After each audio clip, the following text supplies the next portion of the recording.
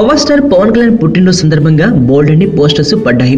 అందులో పవన్ తో చేయబోయే కొత్త సినిమా పోస్టర్లు కూడా ఉండగా వీటన్నిటికంటే ఎక్కువగా ప్రస్తుతం సెట్స్ పై ఉన్న కాటమరాయుడు పోస్టర్ ఎక్కువగా ఆకట్టుకుంటుంది.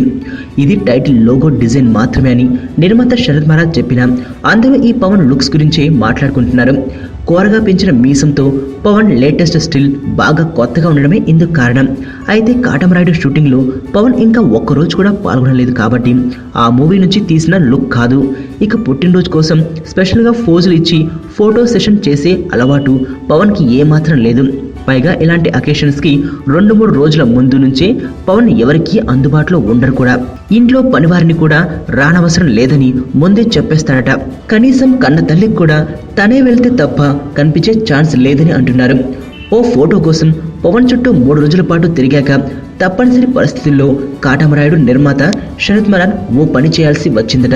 రీసెంట్ గా పవన్ లండన్ టూర్ వెళ్ళగా అందులోంచి ఓ సూపర్ లుక్ తీసుకుని కాటమరాయుడు పోస్టర్ వేశారట ఈ నిర్మాత.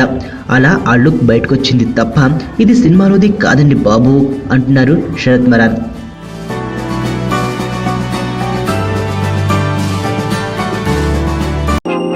నేను ఆనంద్. ఈ భూమన్నా, ఈ భూమి మీద ఏ సృష్టి అన్నా నాకు చాలా ఇష్టం.